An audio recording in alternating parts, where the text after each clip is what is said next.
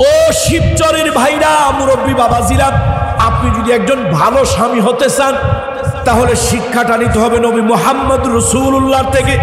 আপনি যদি একজন ভালো বাবা হতে চান শিক্ষাটা নিতে হবে রাসূলুল্লাহ থেকে। আপনি যদি একজন ভালো নাগরিক হতে চান শিক্ষাটা নিতে হবে মুহাম্মদুর রাসূলুল্লাহ থেকে। আপনি যদি একজন ভালো ব্যবসায়ী হতে চান শিক্ষাটা নিতে হবে মুহাম্মদুর রাসূলুল্লাহ থেকে। আপনি যদি একজন ভালো রাষ্ট্রনায়ক হতে চান শিক্ষাটা নিতে হবে মুহাম্মদুর রাসূলুল্লাহ সাল্লাল্লাহু আলাইহি ওয়াসাল্লাম থেকে। আল্লাহু আকবার। পৃথিবীতে আমার নবী তিনি ব্যতিক্রম। এই জন্য আসুন আমরা পৃথিবীটাকে সাজাতে চাই, এই দুনিয়াটাকে আমরা সাজাতে চাই কি দিয়ে? মুহাম্মদ রাসূলুল্লাহর আদর্শ দিয়ে। বলুন কি দিয়ে সাজাতে চাই? মুহাম্মদ রাসূলুল্লাহ সাল্লাল্লাহু আলাইহি ওয়াসাল্লামের আদর্শ দিয়ে। দেখেন তার আদর্শ, তিনি মারামারি যেখানে করা লাগবে সেখানে করছেন, যেখানে তরবারি গুটায় রাখা লাগবে সেখানে তাই করেছেন, যেখানে জিকির করা লাগবে সেখানে তাই করেছেন, যেখানে পাগড়ি মাথায় দেওয়া লাগবে তিনি তাই দিয়েছেন, যেখানে তরবারি ধরা লাগবে সেখানে তরবারি ধরেছেন, যেখানে তরবারি ধরার সেখানে পাগড়ি মাথায় দিয়ে চোখ বন্ধ করে তিনি জিকির করেন নাই। যেখানে তরবারি ধরা সেখানে কি করেছেন? আবার যেখানে পাগড়ি মাথায় দিয়ে বুজুর্গি দেখানো দরকার সেখানে কি করেছেন? তাই করেছেন। আল্লাহু আকবার। এক ব্যতিক্রম ধর্মী ঘটনা। রাসূলুল্লাহ সাল্লাল্লাহু আলাইহি ওয়াসাল্লাম যেখানে যেমনটি ভূমিকা নেওয়া দরকার সেইখানে তেমনটি ভূমিকা নিয়েছেন। আপনারা এই ঘটনা অনেকেই শুনেছেন। আল্লামা সাইদি সাহেবের ক্যাসেট যারা শুনেছেন, ওয়াজ যারা শুনেছেন, একবার আবু হুরায়রা রাদিয়াল্লাহু তাআলা আনহু রাসূলুল্লাহর কাছে এসে কাঁদতেছে। আল্লাহ নবী জিজ্ঞেস করলেন, আবু হুরায়রা কাঁদতেছো কেন? সাইয়েদুনা আবু হুরায়রা রাদিয়াল্লাহু তাআলা আনহু, যার থেকে অধিক পরিমাণে হাদিস বর্ণিত হয়েছে, তিনি কাঁদতেছে আর বলতেছে, ইয়া রাসূলুল্লাহ, আপনার দরবারে থাকলে, রাসূলুল্লাহর সোহবতে থাকলে, নবীজির চেহারার দিকে তাকাইলে আমার ক্ষুধা অত থাকে না, আমার চক্ষু শীতল হয়, আমার কলিজা ঠান্ডা হয়। কার দরবারে থাকলে? রাসূলুল্লাহর দরবারে থাকলে। হুজুর আপনার দরবারে একটু বেশি সময় থাকলে আমার মা খুব রাগ হয়। তো আজকে বাড়ি গেছি, মা আমারে জিজ্ঞেস করছে, এই তুই ছিলি কই? তা আমি তো আর মিথ্যা কথা বলতে পারি না। আমি বলেছি, মা, যেই দরবারে থাকলে, যেই দরবারের কদম চুমতে পারলে জীবন ধন্য হয়ে যায়, যার দরবারে তাকিয়ে থাকলে যার দিকে চক্ষু শীতল হয়ে যায়, কলিজা ঠান্ডা হয়ে যায়, ক্ষুধা তৃষ্ণা মিটে যায়, আমি সেই মুহাম্মদ রাসূলুল্লাহর দরবারে ছিলাম, দরবারে নববীতে ছিলাম, হুজুরের সামনে ছিলাম। আমার মা তো কাফের, শুরু করলো আমারে মায়ের। বুড়া মানুষ তো খিটখিটে মেজাজ, চলা একটা নিয়ে আমার উপর উঠলো, একেবারে তেড়ে এসে আমার উপরে তেলে বেগুনে জ্বলে উঠলো, জন্মের মতো আমারে মারলো। নবীজি জিজ্ঞেস করছে, আবু হুরায়রা তো কাঁদতে কাঁদতে মা মারছে, আমার কাছে আসছো কেন? আল্লাহ নবী বলছেন, আবু হুরায়রা, মা তোমাকে মেরেছে, মায়ের মারার অধিকার আছে, সন্তান হিসাবে মায়ের মারার অধিকার আছে। ইয়া রাসূলুল্লাহ, আপনি তো শরিয়াত প্রণয়নকারী, ইয়া রাসূলুল্লাহ, আমি এখন মায়ের সঙ্গে কেমন আচরণ করব বলে দেন।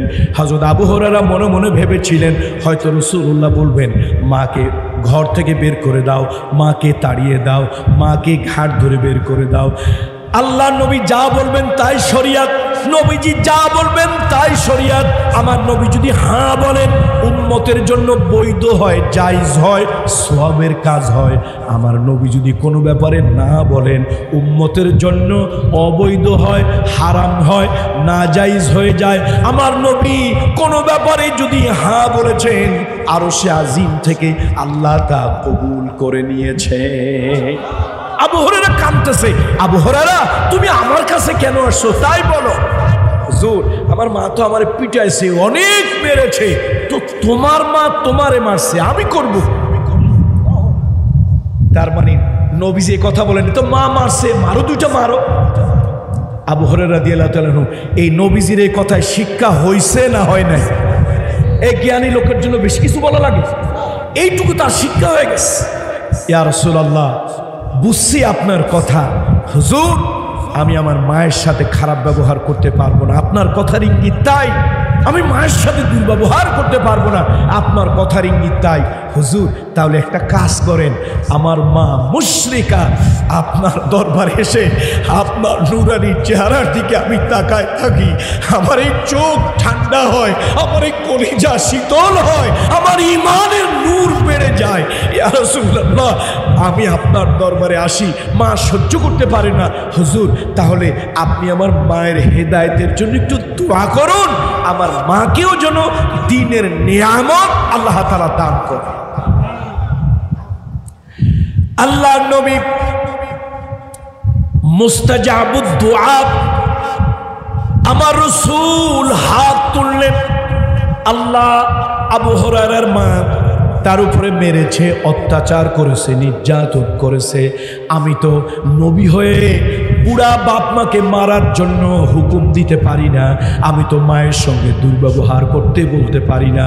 মা যদিও কাফের, যদিও মুশরিক, ও আমার শিবচরের রাজনৈতিক দলের বন্ধুরা কেমন মহান নেতা আপনার দলের বিরুদ্ধে বাপে কথা বলে, আপনি বলবেন যা তোর বাপরে ধরে নিয়ে আয়, থানার ওসির কাছে দে, 14 গোষ্ঠী উদ্ধার করে দে। আপনি হলে তো এরকম একটা হুকুম দিতেন, আপনার কর্মীকে, আপনার উল্লুক তাল্লুক মার্কা কর্মীগুলোকে ওই অর্ডার দিতেন। কত ঠিক কিনা বলে? বাংলাদেশ জামাত ইসলামী পাঁচশর বাজার ব্যবসায়ীদের উদ্যোগে অত্যন্ত ব্যতিক্রম ধর্মী, আমাদের এলাকার জন্য একটি ব্যতিক্রম ধর্মী আয়োজন, সিরাতুন নবী সাল্লাল্লাহু আলাইহি ওয়াসাল্লাম আলোচনার মাহফিল।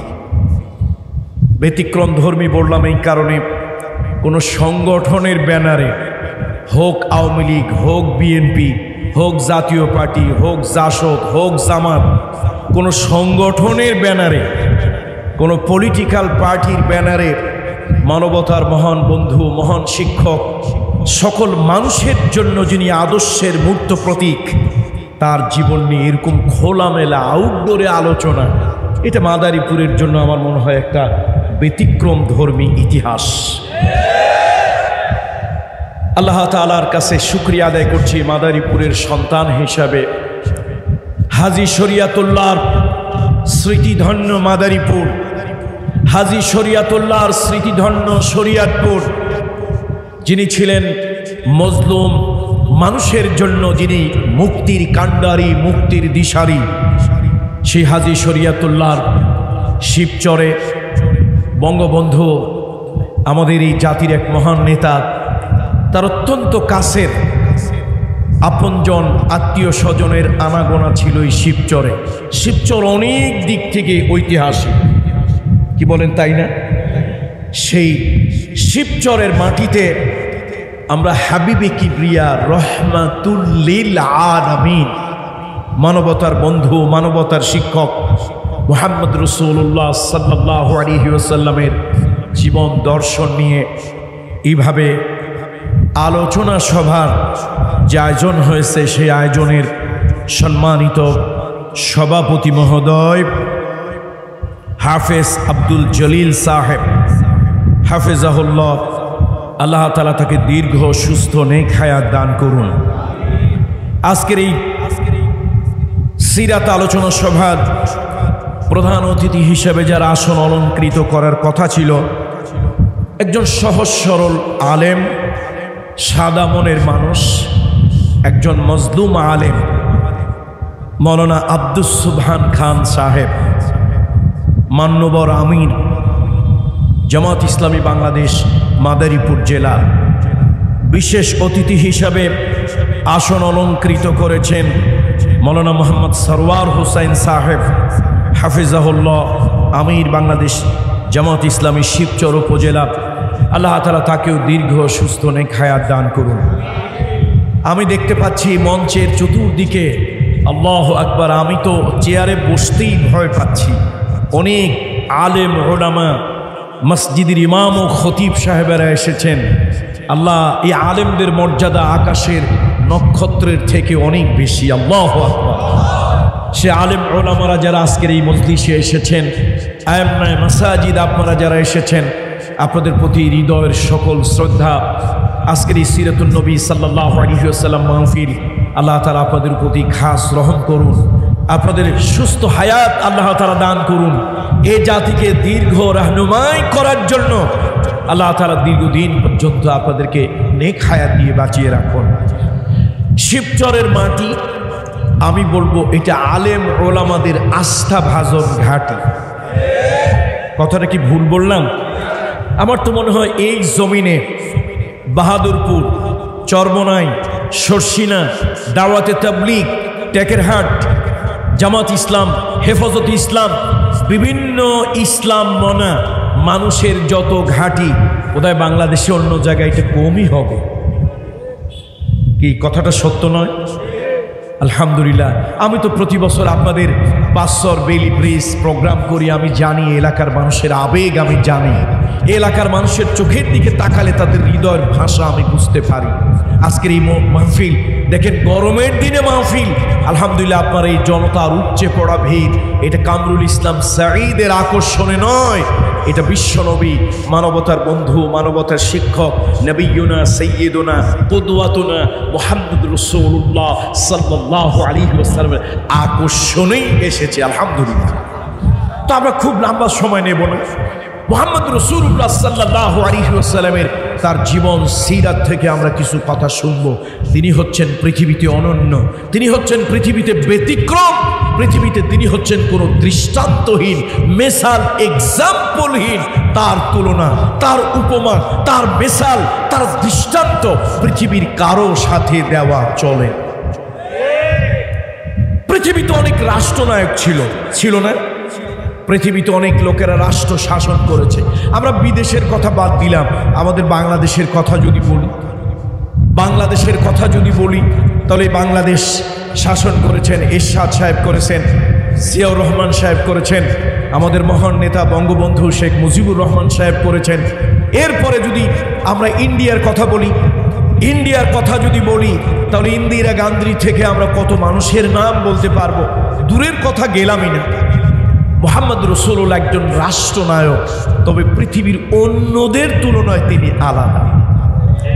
মুহাম্মদ রাসূলুল্লাহ একজন সোশ্যাল রিভলিউশনার, একজন সমাজ বিপ্লবী, কিন্তু অন্যদের তুলনায় তিনি আলাদা।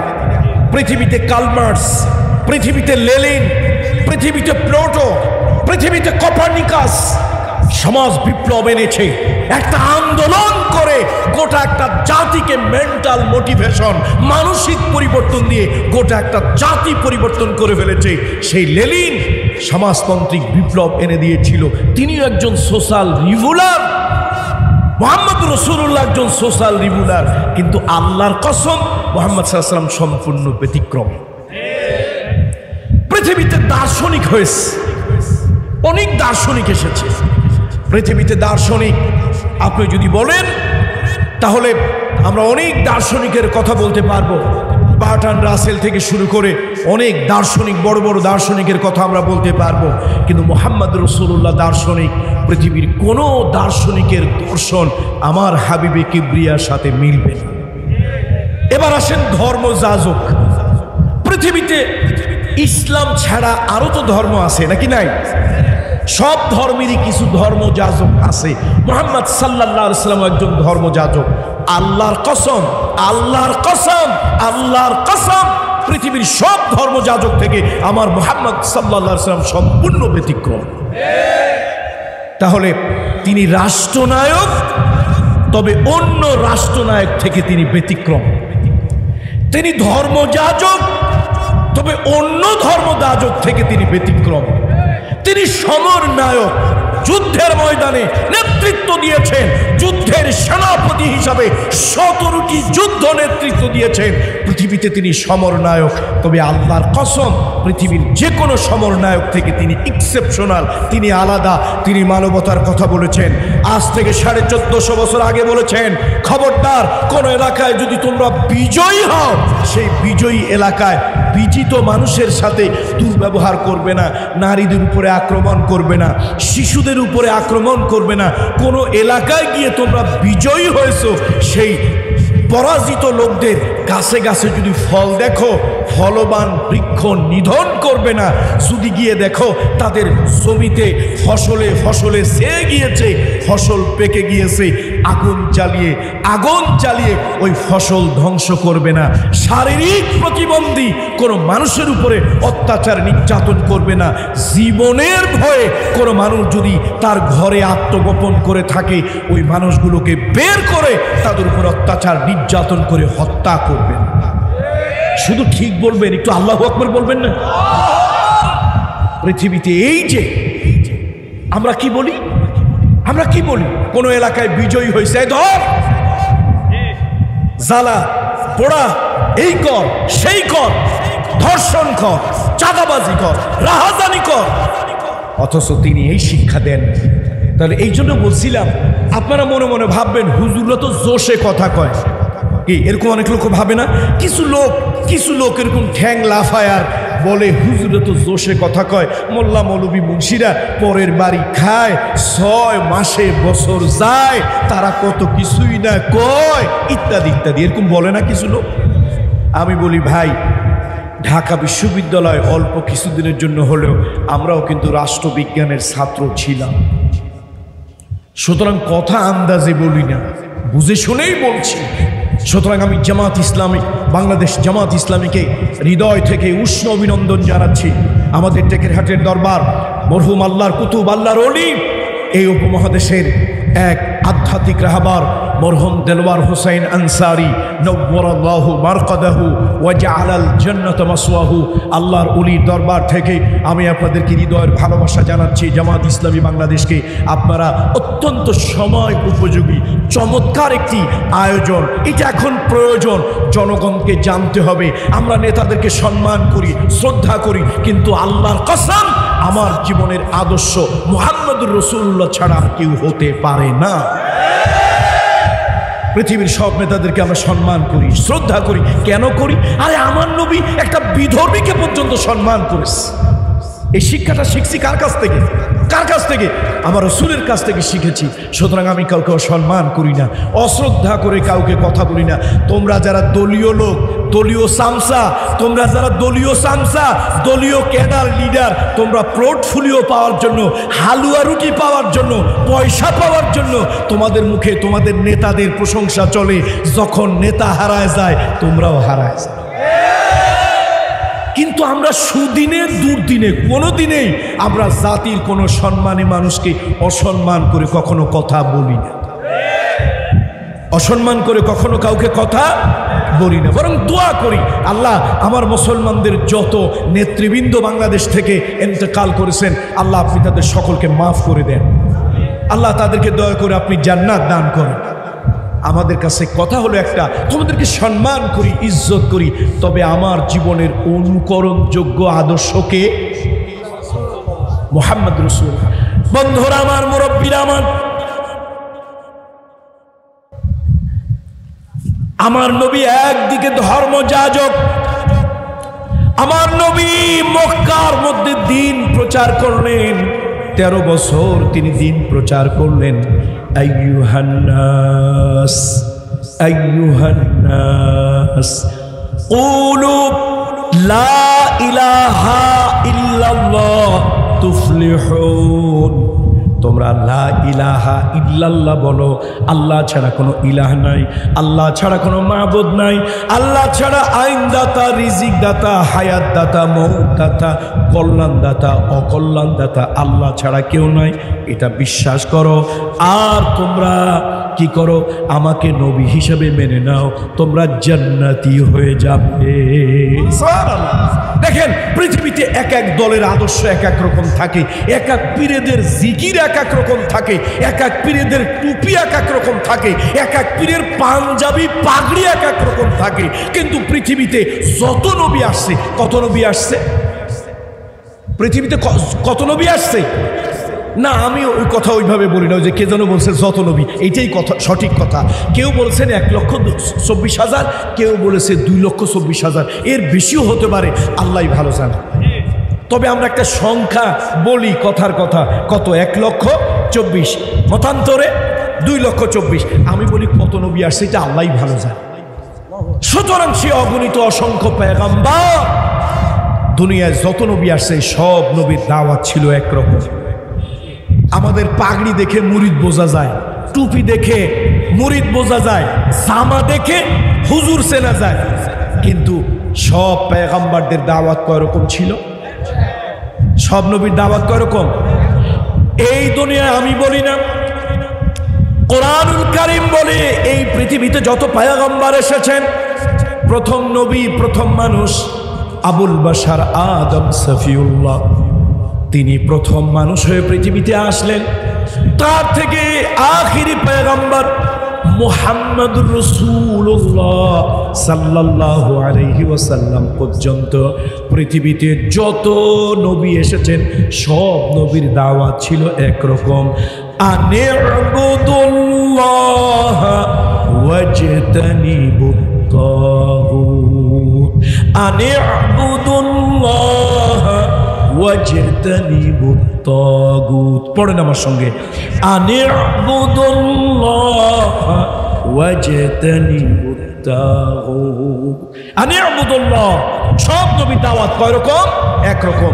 আল্লাহর ইবাদত করো, পীরের ইবাদত, পরীর ইবাদত, মাজারের ইবাদত, দরগার ইবাদত, দুর্গার ইবাদত, মানুষের ইবাদত, নেতার ইবাদত, নেত্রীর ইবাদত, কারোর ইবাদত নয়। আনি'বুদুল্লাহ, আনি'বুদুল্লাহ, আল্লাহর ইবাদত করো, ওয়াজতানিবুত তাগুত, কারে অস্বীকার করো? তাগুতকে অস্বীকার।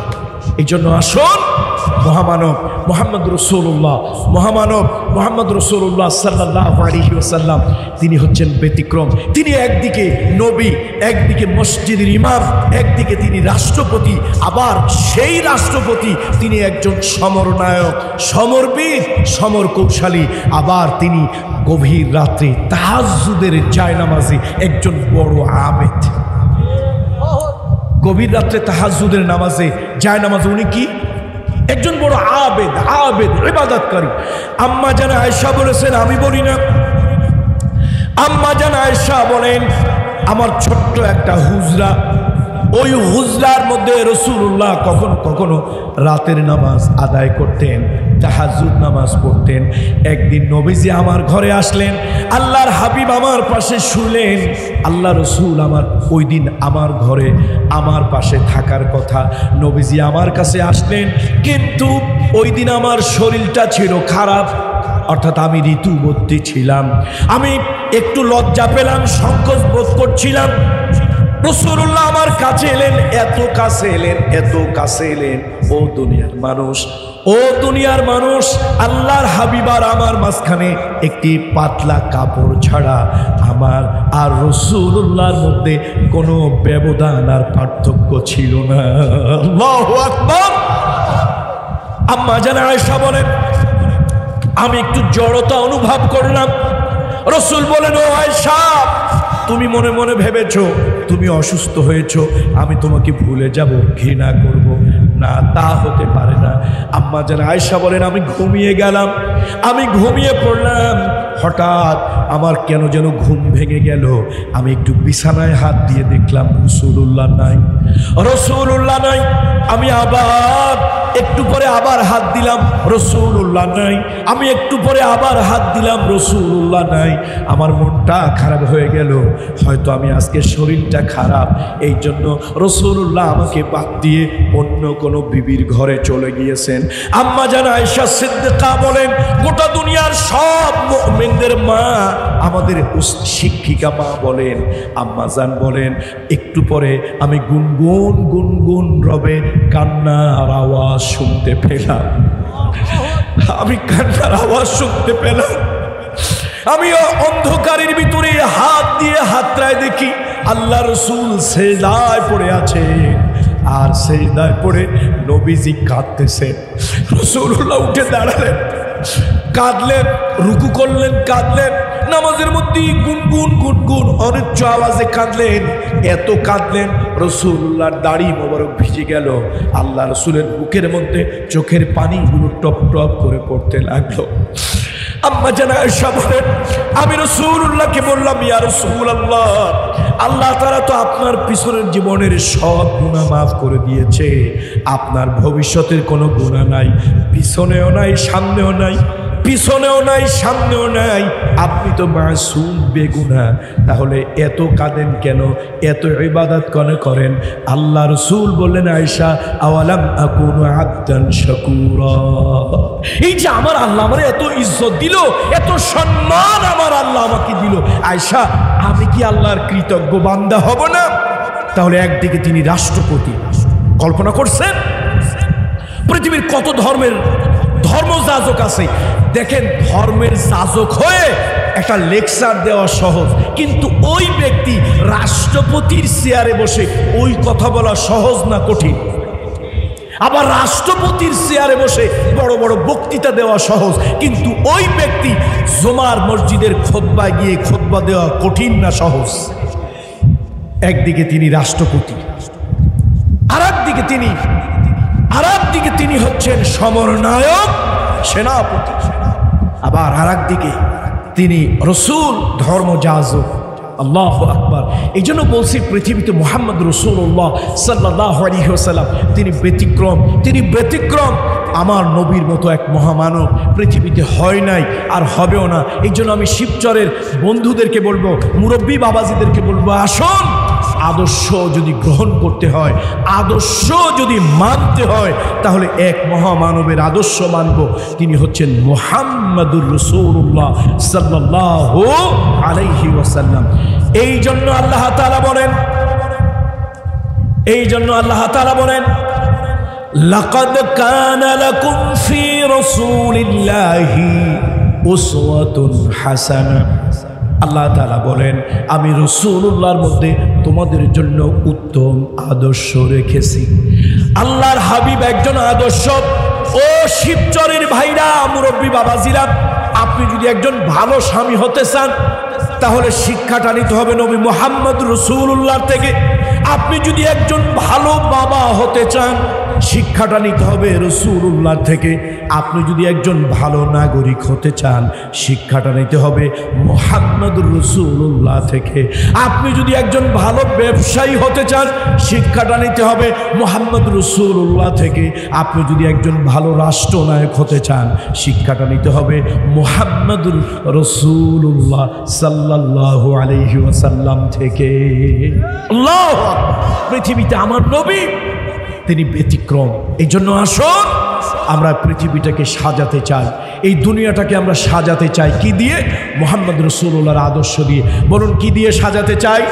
মুহাম্মদ রাসূলুল্লাহ সাল্লাল্লাহু আলাইহি ওয়াসাল্লামের আদর্শ দিয়ে। দেখেন তার আদর্শ, তিনি মারামারি যেখানে করা লাগবে সেখানে করছেন, যেখানে তরবারি গুটায় রাখা লাগবে সেখানে তাই করেছেন, যেখানে জিকির করা লাগবে সেখানে তাই করেছেন, যেখানে পাগড়ি মাথায় দেওয়া লাগবে তিনি তাই দিয়েছেন, যেখানে তরবারি ধরা লাগবে সেখানে তরবারি ধরেছেন, যেখানে তরবারি ধরার সেখানে পাগড়ি মাথায় দিয়ে চোখ বন্ধ করে তিনি জিকির করেন নাই। যেখানে তরবারি ধরা সেখানে কি করেছেন? আবার যেখানে পাগড়ি মাথায় দিয়ে বুজুর্গি দেখানো দরকার সেখানে কি করেছেন? তাই করেছেন। আল্লাহু আকবার। এক ব্যতিক্রম ধর্মী ঘটনা। রাসূলুল্লাহ সাল্লাল্লাহু আলাইহি ওয়াসাল্লাম যেখানে যেমনটি ভূমিকা নেওয়া দরকার সেইখানে তেমনটি ভূমিকা নিয়েছেন। আপনারা এই ঘটনা অনেকেই শুনেছেন। আল্লামা সাইদি সাহেবের ক্যাসেট যারা শুনেছেন, ওয়াজ যারা শুনেছেন, একবার আবু হুরায়রা রাদিয়াল্লাহু তাআলা আনহু রাসূলুল্লাহর কাছে এসে কাঁদতেছে। আল্লাহ নবী জিজ্ঞেস করলেন, আবু হুরায়রা কাঁদতেছো কেন? সাইয়েদুনা আবু হুরায়রা রাদিয়াল্লাহু তাআলা আনহু, যার থেকে অধিক পরিমাণে হাদিস বর্ণিত হয়েছে, তিনি কাঁদতেছে আর বলতেছে, ইয়া রাসূলুল্লাহ, আপনার দরবারে থাকলে, রাসূলুল্লাহর সোহবতে থাকলে, নবীজির চেহারার দিকে তাকাইলে আমার ক্ষুধা অত থাকে না, আমার চক্ষু শীতল হয়, আমার কলিজা ঠান্ডা হয়। কার দরবারে থাকলে? রাসূলুল্লাহর দরবারে থাকলে। হুজুর আপনার দরবারে একটু বেশি সময় থাকলে আমার মা খুব রাগ হয়। তো আজকে বাড়ি গেছি, মা আমারে জিজ্ঞেস করছে, এই তুই ছিলি কই? তা আমি তো আর মিথ্যা কথা বলতে পারি না। আমি বলেছি, মা, যেই দরবারে থাকলে, যেই দরবারের কদম চুমতে পারলে জীবন ধন্য হয়ে যায়, যার দরবারে তাকিয়ে থাকলে যার দিকে চক্ষু শীতল হয়ে যায়, কলিজা ঠান্ডা হয়ে যায়, ক্ষুধা তৃষ্ণা মিটে যায়, আমি সেই মুহাম্মদ রাসূলুল্লাহর দরবারে ছিলাম, দরবারে নববীতে ছিলাম, হুজুরের সামনে ছিলাম। আমার মা তো কাফের, শুরু করলো আমার মায়ের। বুড়া মানুষ তো খিটখিটে মেজাজ, চলা একটা নিয়ে আমার উপর উঠলো, একেবারে তেড়ে এসে আমার উপরে তেলে বেগুনে জ্বলে উঠলো, জন্মের মতো আমারে মারলো। নবীজি জিজ্ঞেস করছে, আবু হুরায়রা তো কাঁদতে কাঁদতে মা মারছে, আমার কাছে আসছো কেন? আল্লাহর নবী বলছেন, আবু হুরায়রা, মা তোমাকে মেরেছে, মায়ের মারার অধিকার আছে, সন্তান হিসাবে মায়ের মারার অধিকার আছে। ইয়া রাসূলুল্লাহ, আপনি তো শরিয়াত প্রণয়নকারী, ইয়া রাসূলুল্লাহ, আমি এখন মায়ের সঙ্গে কেমন আচরণ করব বলে দেন। হযরত আবু হুরায়রা মনে মনে ভেবেছিলেন হয়তো রাসূলুল্লাহ বলবেন, মাকে ঘর থেকে বের করে দাও, মাকে তাড়িয়ে দাও, মাকে ঘাট ধরে বের করে দাও। আল্লাহ নবী যা বলবেন তাই শরিয়াত, নবীজি যা বলবেন তাই শরিয়াত। আমার নবী যদি হ্যাঁ বলেন, উম্মতের জন্য বৈধ হয়, জায়েজ হয়, সওয়াবের কাজ হয়। আমার নবী যদি কোনো ব্যাপারে না বলেন, উম্মতের জন্য অবৈধ হয়, হারাম হয়, নাজায়েজ হয়ে যায়। আমার নবী কোনো ব্যাপারে যদি হ্যাঁ বলেছেন, আরশে আজিম থেকে আল্লাহ তা কবুল করে নিয়েছে। আবু হুরায়রা কাঁদতেছে, আবু হুরায়রা তুমি আমার কাছে কেন আসছো তাই বলো। হুজুর, আমার মা তো আমারে পিটাইছে, অনেক মেরেছে, তো তোমার মা তোমারে মারছে, আমি করব। তার মানে নবীজি কথা বলেন, তো মা মারছে, মারো, দুইটা মারো। আবু হুরায়রা রাদিয়াল্লাহু তাআলা আনহু, এই নবীজির এই কথায় শিক্ষা হইছে না হয় নাই? এই জ্ঞানী লোকের জন্য বেশি কিছু বলা লাগে, এইটুকু তার শিক্ষা হয়ে গেছে। ইয়া রাসূলুল্লাহ, বুঝছি আপনার কথা হুজুর, আমি আমার মায়ের সাথে খারাপ ব্যবহার করতে পারবো না, আপনার কথার ইঙ্গিত তাই। আমি মায়ের সাথে দুর্ব্যবহার করতে পারবো না, আপনার কথার ইঙ্গিত তাই। হুজুর, তাহলে একটা কাজ করেন, আমার মা মুশরিকা, আপনার দরবারে এসে আপনার নুরানি চেহারার দিকে আমি তাকায় থাকি, আমার এই চোখ ঠান্ডা হয়, আমার এই কলিজা শীতল হয়, আমার ঈমানের নূর বেড়ে যায়। ইয়া রাসূলুল্লাহ, আমি আপনার দরবারে আসি, মা সহ্য করতে পারে না। হুজুর, তাহলে আপনি আমার মায়ের হেদায়েতের জন্য একটু দোয়া করুন, আমার মাকেও যেন দ্বীনের নিয়ামত আল্লাহ তাআলা দান করে। আল্লাহর নবী মুস্তাজাবুদ দুআ, আমার রাসূল হাত তুললেন। আল্লাহ আবু হুরায়রার মা তার উপরে মেরেছে, অত্যাচার করেছে, নির্যাতন করেছে। আমি তো নবী হয়ে বুড়া বাপ মাকে মারার জন্য হুকুম দিতে পারি না, আমি তো মায়ের সঙ্গে দুর্ব্যবহার করতে বলতে পারি না। মা যদিও কাফের, যদিও মুশরিক, ও আমার শিবচরের রাজনৈতিক দলের বন্ধুরা, কেমন মহান নেতা আপনার দলের বিরুদ্ধে বাপে কথা বলে, আপনি বলবেন যা তোর বাপরে ধরে নিয়ে আয়, থানার ওসির কাছে দে, 14 গোষ্ঠী উদ্ধার করে দে। আপনি হলে তো এরকম একটা হুকুম দিতেন, আপনার কর্মীকে, আপনার উল্লুক ভাল্লুক মার্কা কর্মীগুলোকে ওই অর্ডার দিতেন। কত ঠিক কিনা বলে? দেখেন বিশ্ব নেতা কাকে বলে? Leader of the world. তার আদর্শ কেমন? নবীজি আপনার দরবারে এসে বসে থাকলে আমার ঈমান বেড়ে যায়, আপনার দিকে তাকায় থাকলে আমার চোখ জুড়ায় যায়, কলিজা ঠান্ডা হয়, আমার ঈমানের নূর আমি বৃদ্ধি পাই। কিন্তু আমার মা সহ্য করে না। রাসূলুল্লাহ একবারও বলেন নাই মাকে মারো, ঘর থেকে বের করে দাও, মায়েরকে হুমকি দামকি দাও, বরং নবীজি চুপ রইলেন। আবু হুরায়রা রাদিয়াল্লাহু তাআলা যা বোঝার বুঝে গেল। এবার রাসূলুল্লাহ আল্লাহর কাছে হাত তুলে তার মায়ের জন্য দোয়া করছে, আল্লাহ আবু হুরায়রার মাকে হেদায়েত দাও, যাতে এই সন্তান নির্বিঘ্নে তোমার দ্বীনের কাজ করতে পারে। আবু হুরায়রা একটা দৌড় মারলেন। সাহাবীরা জিজ্ঞেস করলো, আবু হুরায়রা তুমি একজন শান্ত শিষ্ট সাহাবী, কেন তুমি দৌড় মারলে? কি সমস্যা? কোনো বিপদ হয়েছে কিনা? হযরত আবু হুরায়রা বলেন, না বিপদ হয় নাই, তোমরা আমার পথ আটকাইও না, আমারে যেতে বাধা দিও না। আমার নবী রহমতের নবী, যার দোয়া আরশে আজিমে মঞ্জুর হয়ে যায়। আমার নবী আমার মায়ের হেদায়েতের জন্য, আমার বুড়া মা খিটখিটে মেজাজের মা, সেই মায়ের হেদায়েতের জন্য নবী দোয়া করছেন।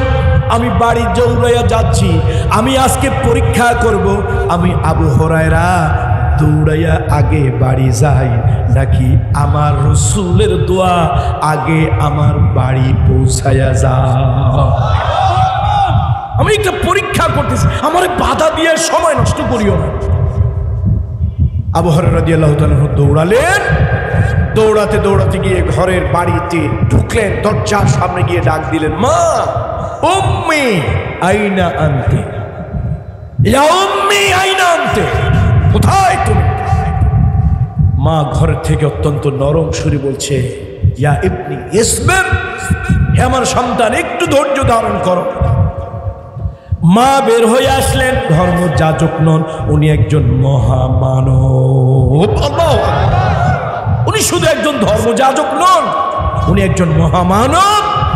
আবু হুরায়রা, আমার মনে হয়েছে তার আদর্শই শান্তি এনে দেবে। আমাকে তুমি দেরি করিও না, আমাকেও নিয়ে চলো, আমি গোসল করে তৈরি হয়ে আছি, ওই নবীর দরবারে যাব। দরবারে নববীতে গিয়া তার কদম চুমে আমিও ধন্য হব এবং আমিও তার কাছে কালেমার সবক নিয়ে মুমিন ঈমানদার মুসলমান হয়ে যাব। এর জন্য আসুন, আজকে গোটা পৃথিবীতে অশান্তি, মারামারি, কাটাকাটি, হানাহানি, হিংসা, হত্যা। পৃথিবীতে যদি আমরা শান্তি চাই, এই নেতা সেই নেতা, বল্টু মিয়া সল্টু মিয়া, কোনো কারো আদর্শে শান্তি নাই। শান্তি এক জায়গায় আছে। শান্তি কোন জায়গায় আছে? মুহাম্মদ রাসূলুল্লাহ সাল্লাল্লাহু আলাইহি ওয়াসাল্লাম, তার কাছেই শান্তি আছে। সুতরাং আসুন, আমরা শান্তি চাই, পৃথিবীতে শান্তি যদি চাই, মুহাম্মদ রাসূলুল্লাহর আদর্শের কোনো বিকল্প নেই। দেখেন